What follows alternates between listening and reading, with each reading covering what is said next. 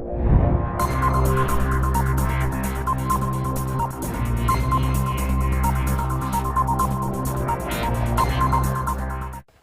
साथियों, कैसे हैं आप सभी। मैं अमित कुमार बहुजन बाई 24 यूट्यूब चैनल पर आप सभी का पुनः हार्दिक स्वागत करता हूं। तो साथियों, आपसे एक छोटा सा निवेदन करता हूं, अगर आपने अभी तक चैनल को सब्सक्राइब नहीं किया है तो कृपया कर चैनल को भी सब्सक्राइब कर लें, साथ ही बेल आइकन भी प्रेस कर लें, जिससे आने वाला छोटा बड़ा अपडेट आपके लिए सबसे पहले मिल सके। तो साथियों, आज मैं भारत के बारे में बताने वाला हूं, यानी कि भारत के बारे में क्या बताने वाला हूं, आपको वीडियो अंत तक देखना होगा विदाउट स्किप किए हुए। तो साथियों, आपके आंखों में आंसू आने वाले हैं, आप वीडियो अच्छे से देखें।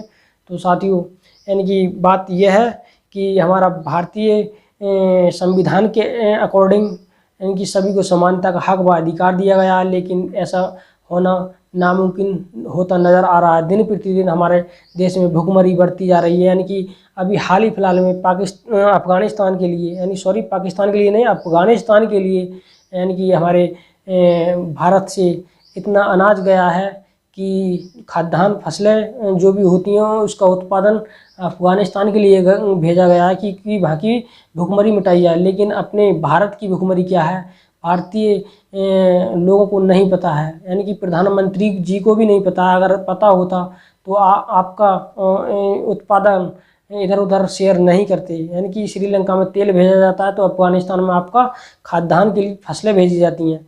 यानी कि आपकी प्रोडक्शन जो भी होता है भारत में, तो तेल पे क्यों महंगाई बढ़ी है, इसी वजह से महंगाई बढ़ रही है दिन प्रतिदिन। खाने की वस्तुओं पर क्यों महंगाई बढ़ रही है, क्योंकि हमें भारत की नहीं अफगानिस्तान की भुखमरी मिटानी है।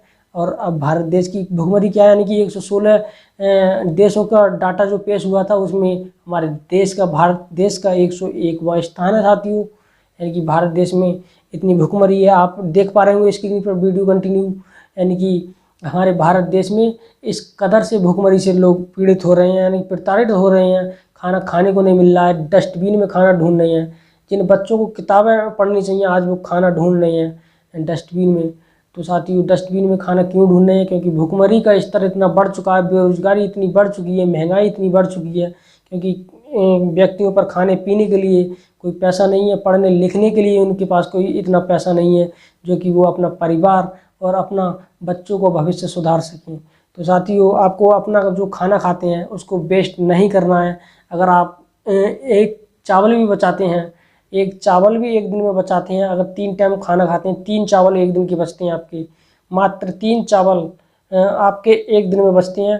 3 चावल का गुणा कर लीजिए आप 365 से।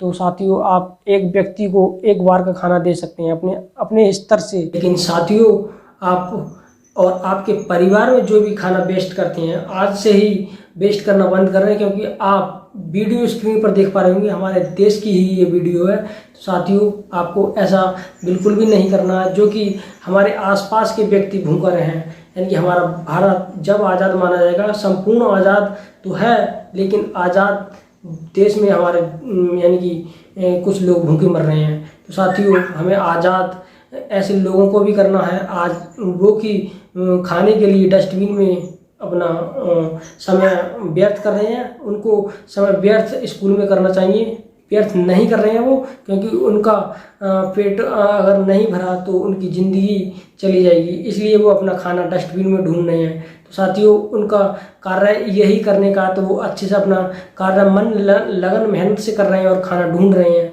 और उसी को खा रहे हैं। तो साथियों, हमें अपना खाना बचाना होगा, यानी कि उतना ही रहे थाली में जो कि व्यर्थ न जाए नाली में।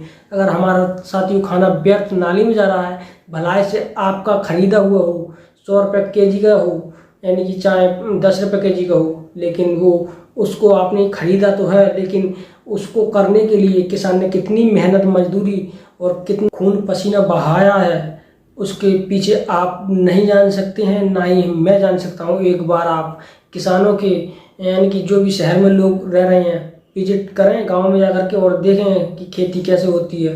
और जो हमारे गांव के लोग होते हैं वो तो अच्छे से समझ पा रहे होंगे कि खाने को हमें किस कदर से बचाना चाहिए। और अगर साथियों आपका खाना बचता है तो आप उसको सबसे पहले तो पशुओं को डालें, अगर आपके आसपास पशु हैं। लेकिन आपके आसपास पशु नहीं है तो खाना जो भी बच रहा है आप खाने को पैक करें और ऐसी जगह पर जाएं जो कि सार्वजनिक स्थल हो, जैसे कि कोई भी मंदिर हो, मस्जिद हो, बस स्टैंड हो, रेलवे स्टेशन हो, ऐसी जगह पर आप अपना खाना लेकर के जाएं।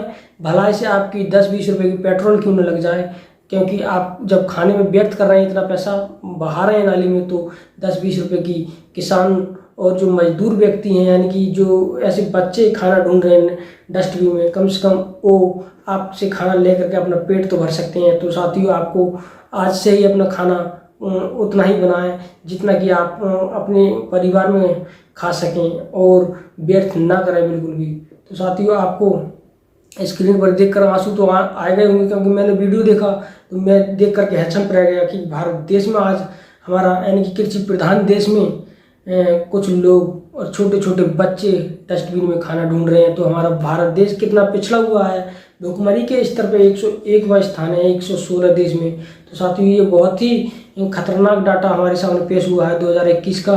तो साथियों, आपको बिल्कुल भी खाना वेस्ट नहीं करना होगा, और ऐसे व्यक्तियों की हेल्प करनी होगी। सबसे बड़ा धर्म आपका यही होगा, सबसे बड़ा मजहब आपका यही होगा कि आप ऐसे व्यक्तियों को कम तक खाना पहुंचाएं जो कि डस्टबिन में खाना ढूंढ रहे हैं। लेकिन डस्टबिन में खाना तो नहीं ढूंढेंगे, यानी कि आप अपना खाना खिला देंगे तो इन्हें कम से कम आपको दुआ तो देंगे ही ये व्यक्ति। मंदिर मस्जिद में कितना पैसा उड़ा देते हैं, तीर्थ स्थलों पर कितना पैसा उड़ा देते हैं, टूरों पर कितना पैसा उड़ा देते हैं, आपके पास खुद उसका डाटा नहीं होता है, यानी कि तो आप साथियों ऐसे लोगों को भी ध्यान रखें जो कि आपके आसपास लोग रह रहे हैं। इनकी ज़िंदगी ही आपके ऊपर टिकी हुई है, यानी कि आप ही इनको बचा सकते हैं। इनको बचाने के लिए ना ही कोई अल्लाह आएगा, ना ही कोई भगवान आएगा, ये व्यक्ति भी हम जैसे लोगों की ऊपर ही टिके पड़े हैं। वो डस्टबिन में खाना इसलिए ढूंढ रहे हैं क्योंकि आप लोग डस्टबिन में खाना डाल देते हैं। तो साथियों, आप डस्टबिन में खाना ना डाल करके आप किसी व्यक्ति के हाथ में दे दें, मजदूर, गरीब और ऐसे असहाय बच्चों के हाथ में दे दें जो कि अपना पेट भर सकें। तो साथियों, मुझे देख करके बहुत ही चंप में रह गए मैं कि कृषि प्रधान देश में ये हो रहा है। तो साथियों, बहुत ही ये सोचने समझने वाली बात है कि हम खाना क्यों बहा रहे हैं इतना, और हमें ऐसे लोगों का ध्यान रखना होगा। जो सड़कों पर गाय फिरती हैं उनका भी ध्यान रखना होगा। कुछ लोग क्या करते हैं, घर में जो शीशी होता है, शीशा वगैरह, उसकी फूटने के बाद पिन्नी में भर के और उसी में कचरा वगैरह डाल के बाहर फेंक जाते हैं, वो गाय खा लेती है, तो उनसे उनकी डेथ होती है।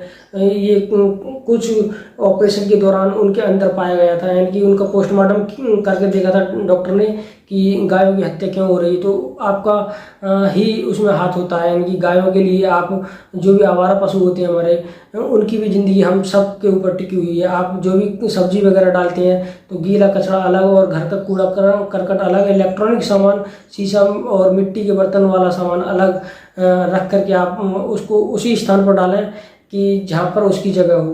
तो साथियों, आप सार्वजनिक स्थानों पर ऐसा कूड़ा करकट बिल्कुल भी न डालें कि जिससे कि गाय वगैरह और जो भी हमारे आवारा पशु होते हैं वो खाने के बाद उनके अंदर यानी कि क्षति हो और उनकी डेथ हो जाए। तो साथियों, आपको बिल्कुल भी नहीं करना है, अपने आप को सुधारना होगा, पर्यावरण को आपको ध्यान में रखते हुए कार्य करने होंगे। तो साथियों, वीडियो कैसी लगी जरूर आपको पसंद आई होगी, मुझे आशा नहीं पूर्ण विश्वास है। तो साथियों, ज़्यादा से ज़्यादा वीडियो को फॉरवर्ड करना क्योंकि सभी लोगों तक ये वीडियो पहुंच सके। यानी कि अगर आपने अभी तक चैनल को सब्सक्राइब नहीं किया तो कृपया चैनल को भी सब्सक्राइब कर लें, साथ ही बेल आइकन भी प्रेस कर लें जिससे आने वाला छोटा बड़ा अपडेट आपके लिए सबसे पहले मिल सके। तो चलिए साथियों, मिलते हैं एक नई वीडियो के साथ, जब तक के लिए धन्यवाद। जय हिंद, वंदे मातरम साथियों।